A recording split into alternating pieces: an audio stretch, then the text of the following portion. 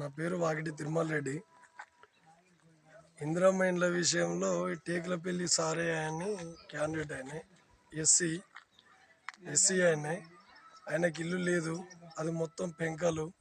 ఆ పెంకలు కూడా ఆయన పలిగిపోయి కురుస్తుంది, కవర్ వేసుకున్నాడు.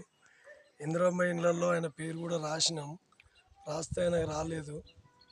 కాకపోతే సెకండ్ విడతలన్నా వస్తే బాగుండనే ఆలోచన. ఇప్పుడు ఎంతమంది ఉన్నారు ఇంకా ఇక్కడ? అంటే ఇప్పుడు 17 వచ్చినాయి. అంటే ఇలాంటి వాళ్ళు ఇంకొక 5 ఉన్నారు.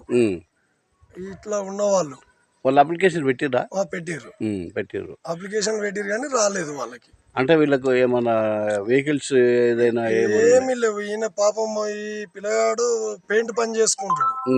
పొద్దున్న లేస్తే పెయింట్ పని చేసుకుంటేనే ఆయన ఇలా చేస్తే రేపు పూట గడిచే పరిస్థితి ఆయన. ఈయన ఫస్ట్ అప్లికేషన్ పెట్టిండు. పెట్టినాక కూడా రాలేదు.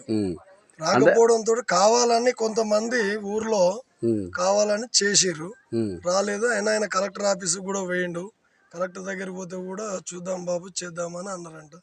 ఇంతవరకు లేదు. ఇక ఇప్పుడు ఎంతమంది ఉంటారు ఇంట్లో? ఆయన భార్య, ఆయనే, 2 పిల్లలు, వాళ్ళ అమ్మ.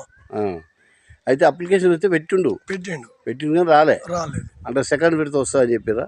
సెకండ్ విడత వస్తుంది అని చెప్పారు. ఇప్పుడు అదే సెకండ్ విడతలన్నా గవర్నమెంట్ ఏమన్నా జర ఇలాంటి వాళ్ళని దృష్టిలో పెట్టుకొని ఇస్తే బాగుండనేమో అని ఆలోచన. ఇంకా 10-15 మంది ఉంటారా?